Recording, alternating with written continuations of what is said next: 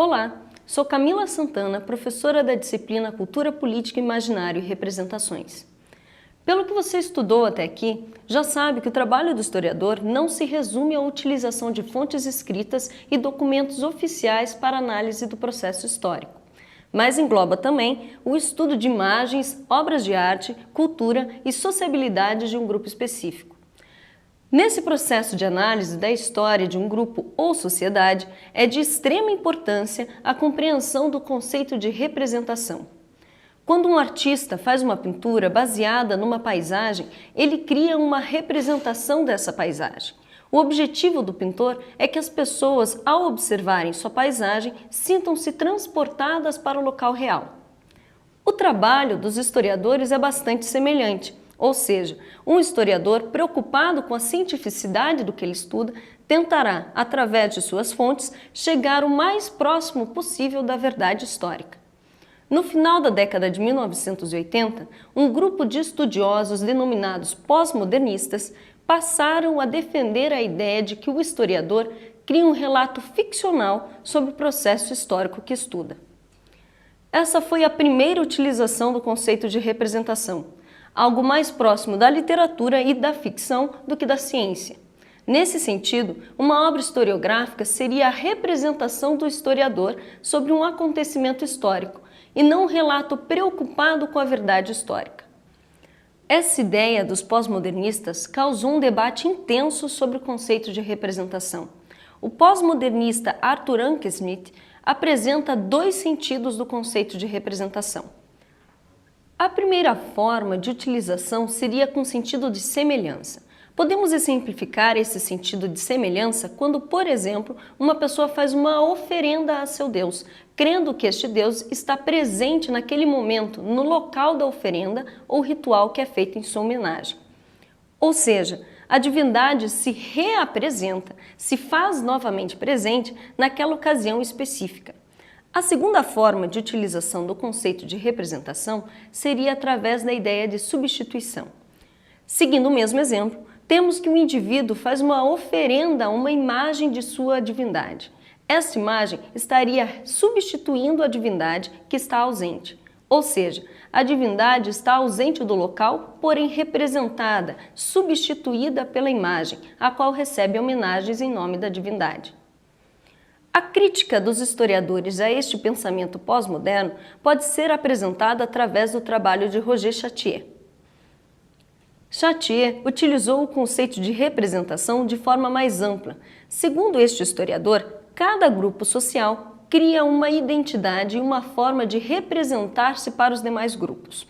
Por outro lado, cada um dos demais grupos interpreta os outros grupos sociais de forma diversa, criando diferentes representações para eles.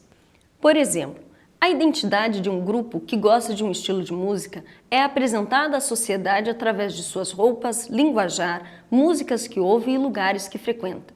Os demais grupos sociais verão este grupo específico de uma forma e criarão uma representação para ele. Sendo assim, segundo Chartier, a representação está presente no cotidiano da sociedade, quando interpretamos uma ação de alguém, na forma como nos portamos, falamos, agimos, estamos automaticamente demonstrando a que grupo social pertencemos, que identidade compartilhamos e, portanto, nossas ações são uma representação da cultura que partilhamos. Agora que o conceito de representação está esclarecido, vamos partir para uma abordagem de um assunto específico para trabalharmos melhor com este conceito.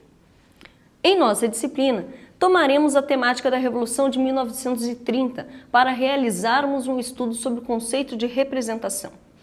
Através do estudo da Revolução de 30, é possível verificarmos que o mesmo fato pode acarretar diferentes interpretações.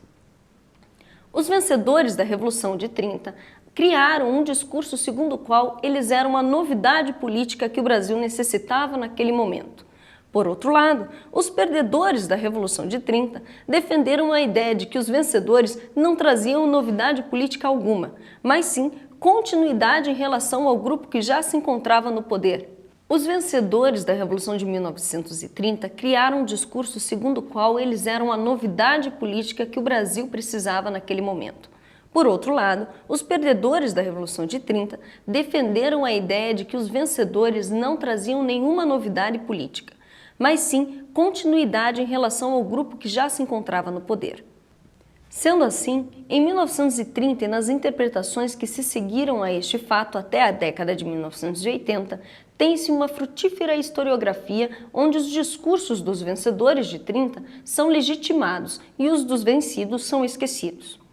No entanto, a partir da década de 1980, com as novas propostas de utilização do conceito de representação e das novas vertentes do trabalho do historiador, abre-se espaço para uma historiografia que buscará trazer à tona o discurso dos vencidos, da população comum, operários, trabalhadores, mulheres que até então eram subjugados na historiografia pela versão e legitimação dos vencedores.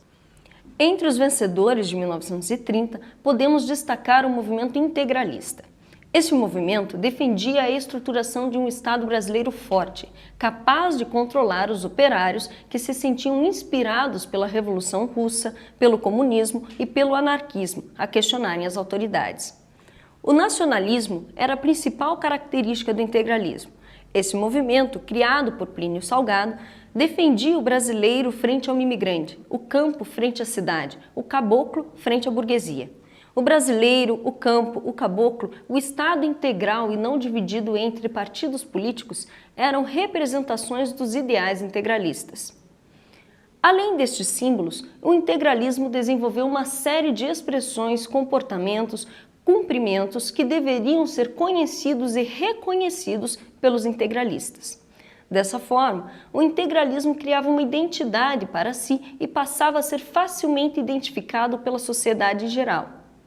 Da mesma forma, os símbolos criados pelos integralistas como forma de identificação e unidade são uma forma de representação social desenvolvida pelo grupo. Essa representação integralista esclarece para os membros do movimento e para a sociedade seus ideais, objetivos e forma de organização, mas não significa que a imagem que os integralistas gostariam de passar à sociedade, a representação que eles próprios criaram do movimento integralista como forma de identificação, seria a mesma representação, a mesma interpretação que a sociedade teria deles. Agora que você já sabe sobre o que trabalharemos em nossa disciplina, prepare-se para aprofundar seus conhecimentos a respeito da história brasileira e conceitos fundamentais para a historiografia. Bom estudo e até breve!